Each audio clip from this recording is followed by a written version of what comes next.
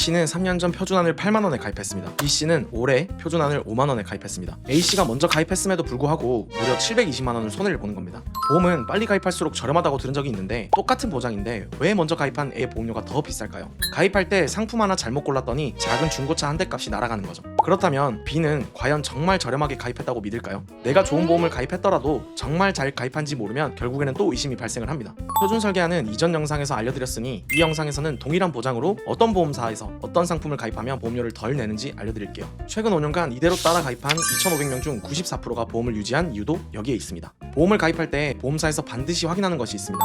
고지사항이라고 해서 피보험자, 즉 보험의 대상자의 병력을 확인하는 것입니다. 보통의 상품의 고지사항은 이렇게 되어 있습니다. 여기서 병력이 있는 사람과 없는 사람을 동일한 조건으로 가입해줄 수는 없겠죠. 그래서 보험사는 할증과 부담보라는 조건을 걸어서 보험계약을 인수를 해줍니다. 할증이란 말 그대로 보험료의 할증이고, 부담보란 부담보 판정을 받은 부위의 보장을 일정 기간 제외하는 겁니다. 예를 들어 자궁근종 제거 수술을 했다고 하면은 자궁 관련 부위를 몇 년간 보장해서 제외하는 거죠. 그러다가 보험사는 고혈압, 고지혈증, 당뇨 같은 약을 먹거나 병력이 있는 사람들을 대상으로 고지사항이 간소화된 유병자 상품을 출시를 합니다. 다른 말로는 고지사항 질문이 간편하다고 해서 간편이라고 부르는 상품이죠. 반대로 정상체보다 고지사항을 물어보는 기간이 5년에서 10년으로 늘어나지만 최대 약 35%까지 할인되는 건강고지형 상품을 출시했습니다. 이렇게 병력별로 건강고지형, 정상체, 유병자 상품으로 갈수록 고지사항 질문이 간단해지면서 보험료는 상승하는 거죠. 건강고지형 상품을 가입하려면 기본적으로 두 가지 조건이 있어요. 첫 번째로 5년 이내 고지사항에 해당해서 할증으로 평가되거나 부위 부담보를 적용할 수 없는 질환이라면 거절이 되는데, 5년 이내 병력이 있어도 부담보를 받을 수 있는 질환이라면 첫 번째 조건은 통과입니다.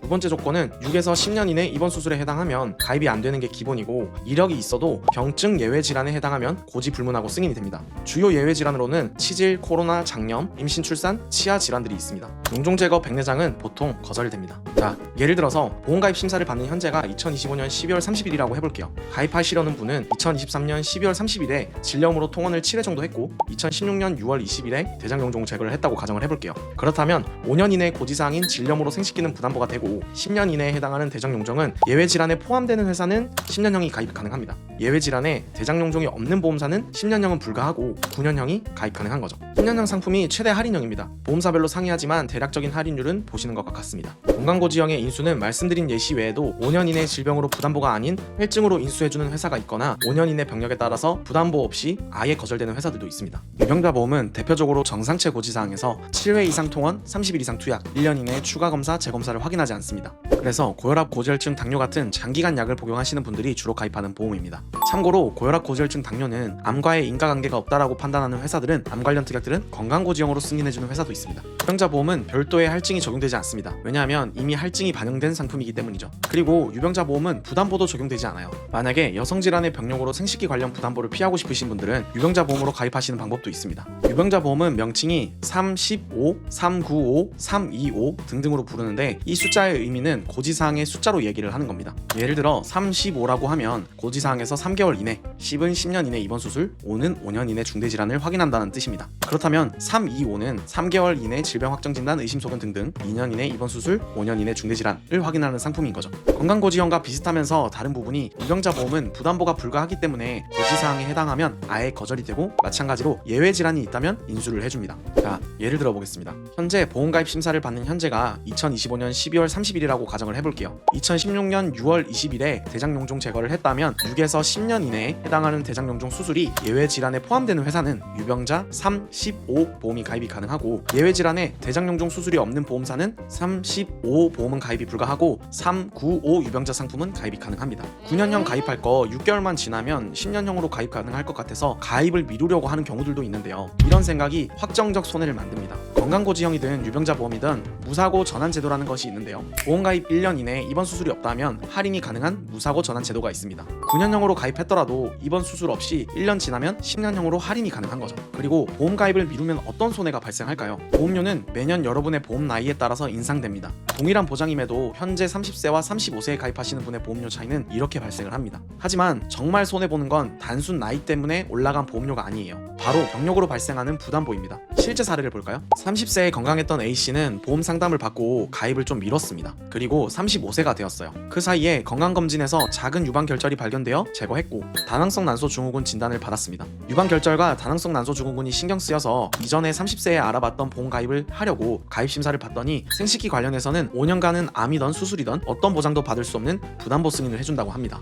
정작 앞으로 걱정되는 유병과 생식기 부위는 부담보가 잡혀서 보장을 못 받는다는 거죠. 자궁과 유방의 부담보는 피하고 싶어서 울며 겨자 먹기로 보험료 더 내면서 부담보가 없는 유병자 보험으로 11만 3,190원에 가입했습니다. 결과적으로 5년 전에 7만 3천원에 가입할 수 있었던 보험을 월 11만원에 가입하게 된 거죠. 총 960만원가량을 더 내게 생겼습니다. 보장의 만기는 90세 만기라 보장받는 기간도 5년 줄었고요. 그뿐만이 아니라 미리 가입해뒀더라면 유방결절 제거를 하고 80만원 정도 받을 수 있었던 수술비 보험금도 받지 못했고요. 여러분은 어떤 선택을 하고 싶으신가요? 보험은 지금 가장 저렴하다는 얘기가 거짓말은 아닙니다. 자, 이제는 내 병력에 맞는 상품을 선택했다면 회사별로 보험료 비교를 해봐야 합니다. 만약에 내가 건강고지형 상품이 가입 가능하다면 건강고지형을 판매하는 회사들 중에서 이렇게 보험료 비교를 하는 거죠. 그럼 최고 저렴한 회사로 가입 가능하겠죠? A 회사로 가입하는 게 H 회사로 가입하는 것보다 월 보험료가 3만원이 저렴해지는 거죠. 그럼 이렇게만 하면 제일 저렴하게 가입하는 것이 맞을까요? 자, 그럼 여기서 한 번 더 저렴하게 가입하는 방법 알려드릴게요. 각 특약별로 저렴한 회사들을 조합을 하는 겁니다. 보통 2개 회사까지 정도가 좋아요. 최소 보험료와 연계 조건 때문에 그 이상은 오히려 좋지 않을 수 있습니다.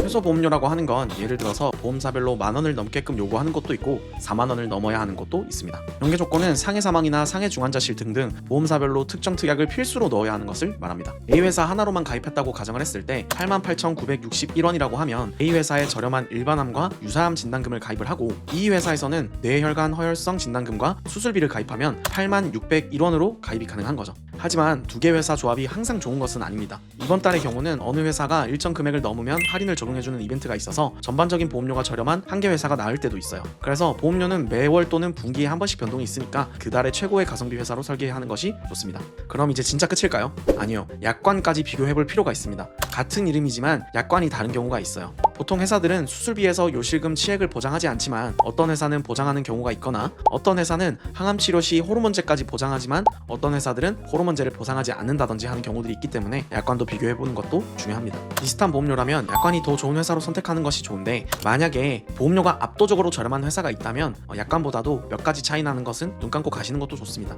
약관이 좋다 하더라도 어디까지나 걸려야 받는 보험금이지만 보험료는 확정적으로 저렴해지기 때문에 약관이 조금 안 좋더라도 저렴한 회사를 선택하라고 말씀을 드립니다. 내 병력이 생기기 전에 내 나이가 한 살이라도 어릴 때 지금 바로 보험로드에서 가장 가성비 좋은 회사를 확인을 하세요. 지금까지 좋은 표준안도 아셨고 복잡하지만 알수록 저렴해지는 상품 비교가 된 설계안을 원하신다면 설명란 하단에 카톡으로 문의주세요. 마지막으로 이제 기준도 잡았고 상품 선택도 알았는데 기존 보험이 있어서 어떻게 해야 할지 고민이시라면 다음 영상 확인해주세요. 지금까지 내용이 좋았다면 좋아요, 구독 부탁드리고 궁금하신 점이 있다면 댓글로 남겨주시면 다음 영상에 준비해보겠습니다. 감사합니다.